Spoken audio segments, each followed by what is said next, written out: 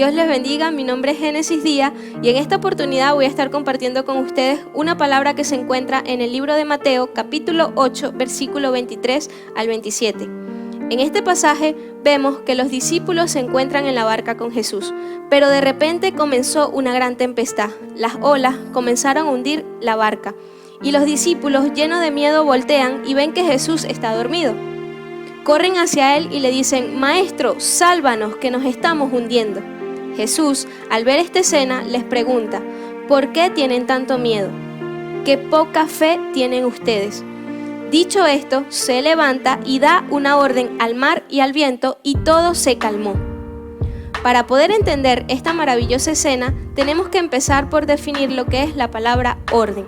La palabra orden en el castellano significa colocar todas las cosas en el lugar que corresponde. Y esto fue exactamente lo que Dios hizo. A través de la declaración llena de fe de Jesús, todas las cosas se restablecieron. Y acá podemos ver una palabra importantísima: fe. Y dice en Hebreos capítulo 11, versículo 1, que la fe es la certeza de lo que se espera y la convicción de lo que no se ve. Y en griego está la palabra para fe, que es pisti, y esto significa creer.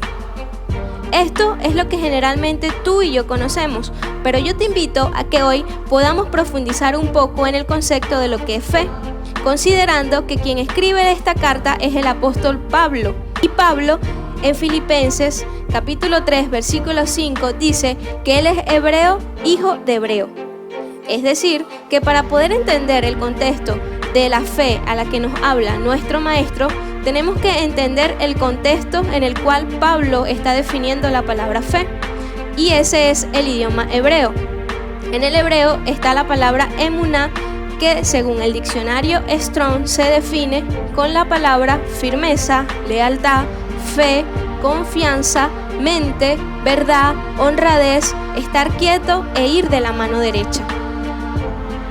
Entendiendo este concepto de lo que es la palabra fe, que deriva de la palabra hebrea emuná, vamos a hacer este ejercicio. Vamos a tomar ese versículo en el cual Jesús le dice a los discípulos: ¿por qué tienen tanto miedo? ¿Qué poca fe tienen ustedes? Y la palabra fe vamos a cambiarla por estos términos que acabamos de definir de lo que es la palabra emuná. Por ejemplo, donde dice fe, vamos a colocar la palabra firmeza, seguridad, honradez, mente, y vamos a entender un poco el contexto de lo que se nos quiere decir que es fe en este término. ¿Por qué tienen miedo?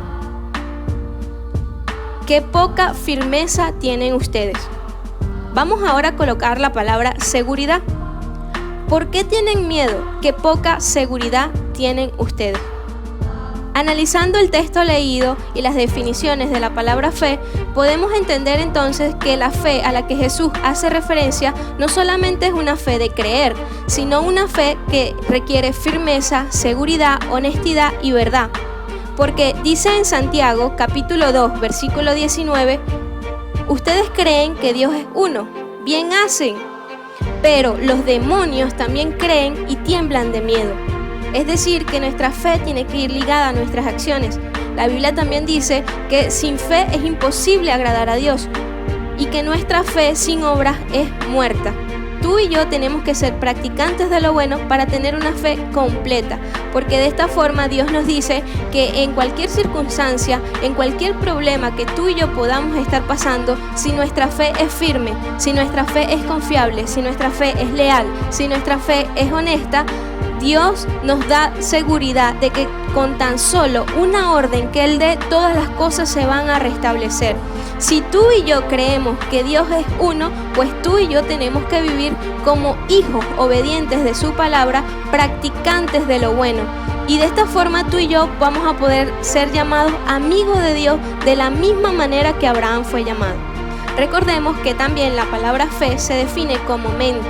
Y el apóstol Pablo nos da un consejo bien interesante en Romanos capítulo 12, versículo 2. Nos dice: si no transformaos por medio de la renovación de vuestro entendimiento, para que de esta forma podáis conocer lo que es bueno y agradable delante de Dios.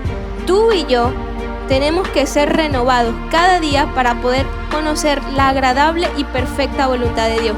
Y de esta manera Dios va a poder actuar en nuestro favor y con tan solo una orden de Él va a bastar para que todas las cosas en nuestra vida se puedan restablecer. Recuerda, cambiemos nuestra manera de pensar para que cambie nuestra manera de vivir. Espero que este mensaje pueda llegar a cada mente y a cada corazón y pueda dar un fruto bueno para nuestras vidas. Dios les bendiga.